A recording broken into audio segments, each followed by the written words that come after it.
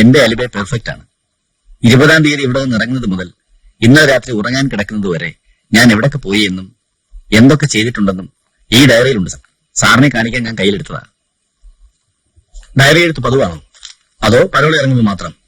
കുറെ വർഷങ്ങളായി പതിവാണ്. അപ്പോ പഴയ കാര്യങ്ങൾ എന്തെങ്കിലും ചോദിച്ചാൽ ഉത്തരം പറയാൻ ഡയറി റെഫർ ചെയ്യണം അല്ലേ? ഓർമ്മശക്തിക്ക് കുറവൊന്നുമില്ല. ഗുഡ്. ആദ്യം എനിക്കറിയേണ്ടത് ഹർഷൻ മരിച്ചതിന് ശേഷം സൂസനെ നിങ്ങൾ വിവാഹം കഴിച്ചിരുന്നു എന്നാണ്. ഇല്ല, വിവാഹം കഴിക്കാതെ ഒന്നിച്ച് ജീവിച്ചു. സാർ, ഇതൊക്കെ അല്പം വിസ്തരിച്ച് പറയേണ്ട കാര്യങ്ങളാണ്. പറഞ്ഞോളൂ, പക്ഷെ സത്യമേ പറയാവൂ. പോലീസുകാരോട് എന്തൊക്കെ പറയണമെന്നും എന്തൊക്കെ മറക്കണമെന്നും ചാർലിക്കറിയാം. ഇക്കാര്യത്തിൽ ഒളിക്കാനൊന്നുമില്ല. സന്തോഷം, കേൾക്കട്ടെ. സത്യം പറഞ്ഞാൽ സൂസനെ കണ്ട ദിവസം മുതലേ ഞാൻ അവളെ ആഗ്രഹിച്ചതാണ്. പക്ഷേ ഹർഷൻ മരിച്ചു കഴിഞ്ഞ് എന്റെ കമ്പനിയിൽ ഞാൻ അവൾക്കൊരു ജോലി കൊടുത്തു. അറിയാം. അത്ര എളുപ്പമായിരുന്നില്ല സംഗതി. വളരെ വ്യത്യസ്തമായ ഒരു സമീപനമായിരുന്നു എന്റേത്. അത്ര ധൃതി കാണിക്കാതെ സാവധാനം.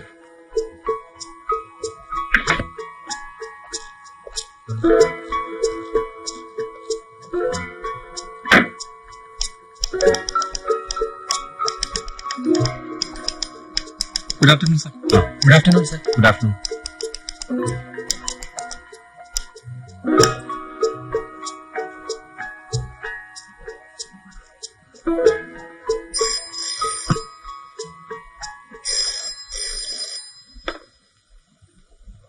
ഏത് വിഡ്രോ ചെയ്യുന്നെങ്കിൽ വിഡ്രോ ചെയ്യട്ടെ. C, he's A perpetual nuisance. ഇത്തരം ഡെപ്പോസിറ്റേഴ്സിനെ എന്റർടൈൻ ചെയ്യേണ്ട ആവശ്യം ഇപ്പോൾ ഈസ്റ്റേൺ ഫൈനാൻസിനില്ല.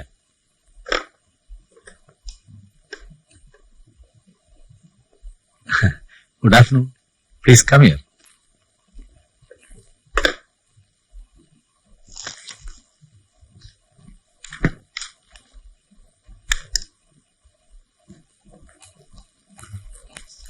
എന്തൊക്കെയുണ്ട് വിശേഷങ്ങൾ?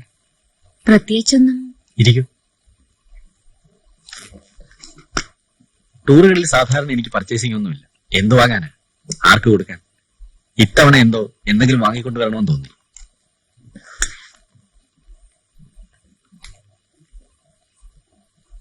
It's for you. എന്റെ ഒരു സന്തോഷമാണ്. Please accept it.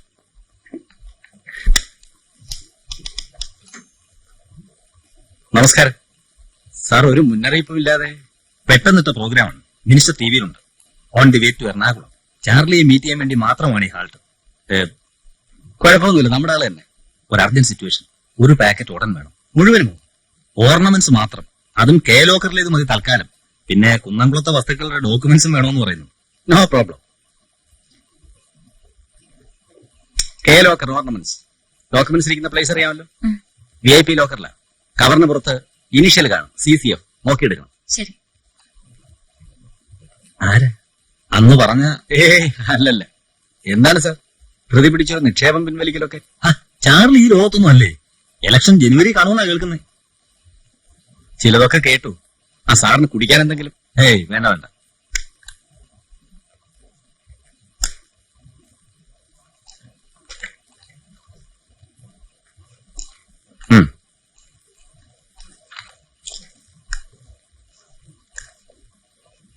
മിനിസ്റ്ററോട് എന്റെ അന്വേഷണങ്ങൾ പറയണം.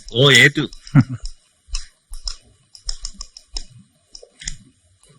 വെയിറ്റ്.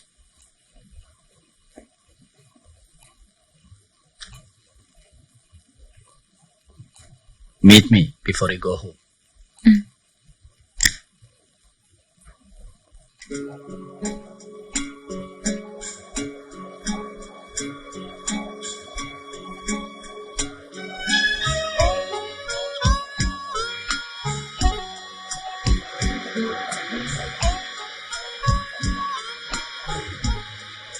ഇരിക്കൂ.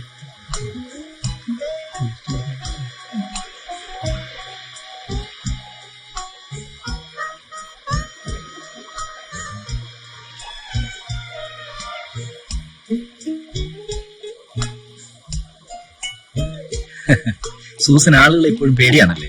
എന്നെ പോലുള്ളവർ ആളുകളെ കുറിച്ച് പേടിക്കണ്ടേ? ആരെയും പേടിക്കാതെ സ്നേഹത്തിന് പുറകെ ഇറങ്ങി തിരിച്ച ആളല്ലേ? ഹർഷേട്ടനിന്ന് കിട്ടിയ ധൈര്യം, ഹർഷേട്ടനിന്ന് കിട്ടിയ വാശി ആത്മവിശ്വാസം എല്ലാം ഇനി ഞാൻ ഇല്ലെന്ന് പോലും തോന്നിയതാണ്. പിന്നെ എന്റെ മോന്റെ കാര്യം ആലോചിക്കുമ്പോ ഒരു പകൽ കഴിഞ്ഞു എന്ന് വെച്ച് ഇനിയും പകലുകളില്ലേ?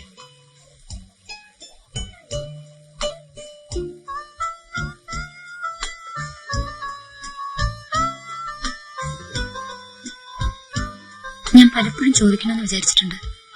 പക്ഷെ അത്തരം ഒരു സ്വാതന്ത്ര്യം ഇതുവരെ തോന്നിയിരുന്നില്ല. ചാർലി ഇതുവരെ ഒരു വിവാഹത്തെ പറ്റി ചിന്തിച്ചിട്ടില്ലേ? ഞാൻ വളർന്നു വന്ന സാഹചര്യം, എന്റെ ജീവിതത്തോടുള്ള ആറ്റിറ്റ്യൂഡ്, വിവാഹം, ഭാര്യ, കുട്ടികൾ എന്തുകൊണ്ടോ സീരിയസ് ആയി ചിന്തിച്ചിട്ടില്ല. ഒരുപക്ഷെ ധനികനാവുക എന്ന എന്റെ മോഹം ബാക്കി എല്ലാ ആഗ്രഹങ്ങളെയും മാറ്റി നിർത്താൻ എന്നെ പ്രേരിപ്പിച്ചതാവാം. ഇപ്പോ ഇവിടെ ഇങ്ങനെ ഇരിക്കുമ്പോ ഞാൻ ഒത്തിരി മാറിപ്പോയിരിക്കുന്നു എന്നൊരു തോന്നൽ.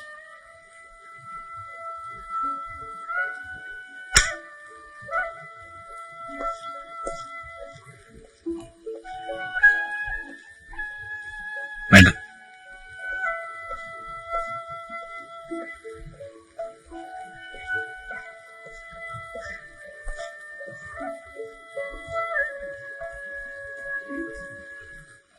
കല്യാണം കഴിച്ച് ഒരു കുടുംബജീവിതമൊക്കെ ആയാലോ എന്നൊക്കെ അക്കാലത്ത് ആലോചിക്കാതിരുന്നിട്ടില്ല.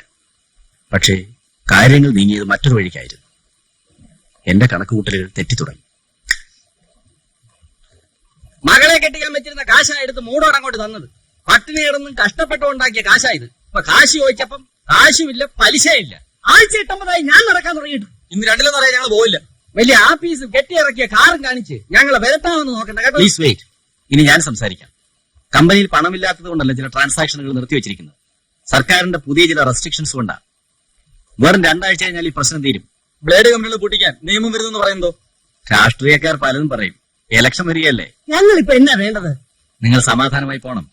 നിങ്ങളുടെ പണം എന്റെ സ്ഥാപനത്തിൽ സേഫ് ആണ്. 2 ആഴ്ച കൂടെ ഞങ്ങൾ നോക്കും. അത് കഴിഞ്ഞാൽ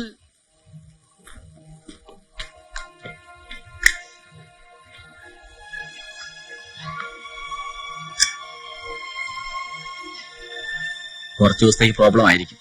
എവിടേക്കെങ്കിലും ഒന്ന് മാറി എന്നാലും ആലോചിക്കുക.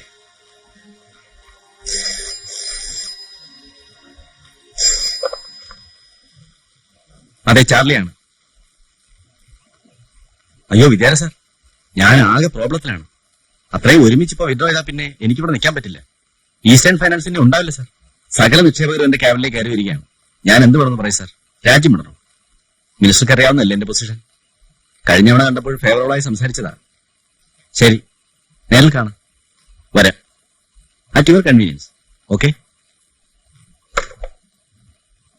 ഇന്ന് തന്നെ തിരുവനന്തപുരം വരെ ഒന്ന് പോകണം. 2 ദിവസം സ്റ്റേ ചെയ്യേണ്ടി വരും. സൂസൻ കൂടെ വരുന്നു. മോനെയും കൂട്ട്. ഒരു ചേഞ്ച് ആയിരിക്കും.